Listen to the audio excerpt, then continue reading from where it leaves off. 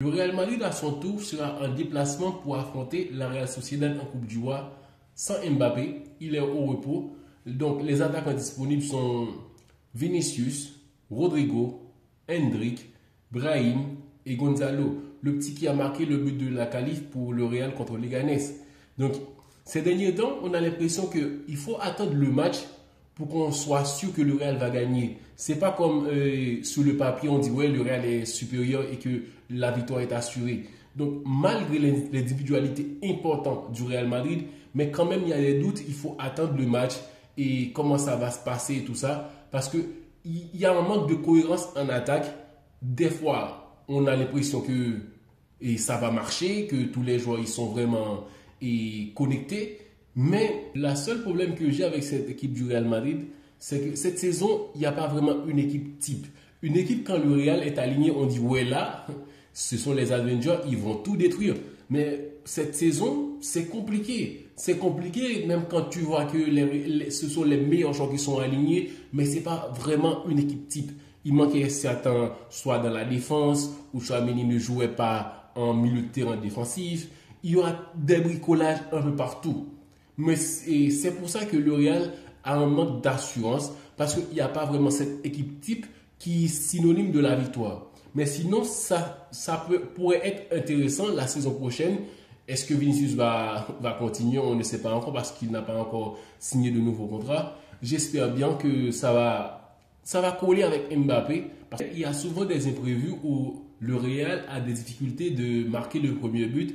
Surtout la Real Sociedad, ce n'est pas une équipe qui a beaucoup d'options. Donc, ils vont essayer d'être plus tranchants et ils sont tout près de la finale. Donc, ils seront chez eux. Ils vont tout tenter. Alors que le Real Madrid est une équipe qui nous a habitués à être un peu déstabilisés, qui est en manque de cohérence. Donc, en ce moment, on a envie de voir le Real Madrid en mode super puissant parce qu'on est déjà dans la deuxième partie de la saison où le Real Madrid est toujours un plus tranchant.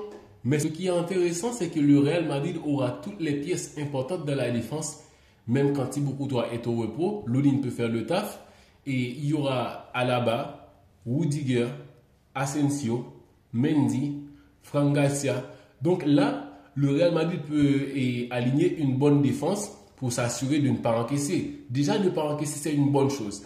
Et au milieu de terrain, il y aura Tchouaméni, Camavinga, Modric, Arda Güler, Ceballos, on s'attend Chima aussi. Mais je pense que Ceballos sera titulaire pour ce match, tout comme Tchouaméni qui jouera sûrement devant la défense. Il est en confiance, Tchouaméni, et il fait un bon travail. Déjà, il mérite vraiment qu'on le félicite parce qu'il était dans une mauvaise passe où il devait jouer arrière droit. Pourtant, c'est un joueur qui n'était pas en confiance. Donc, avec tout ça, il monte en confiance. Et le Real, tu vois qu'avec son apport, il y a plus d'assurance défensive. Et ça permet d'avoir des stabilités au milieu de terrain. Donc, Tchouaméni, s'il continue comme ça, et Ceballos à côté, oui, ça va apporter quelque chose d'intéressant pour l'avenir parce que le Real a besoin de ça.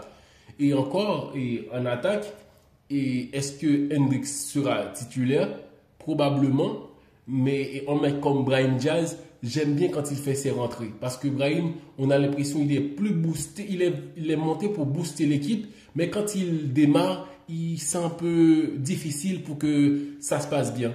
Mais le Real Madrid doit à tout prix chercher le premier but.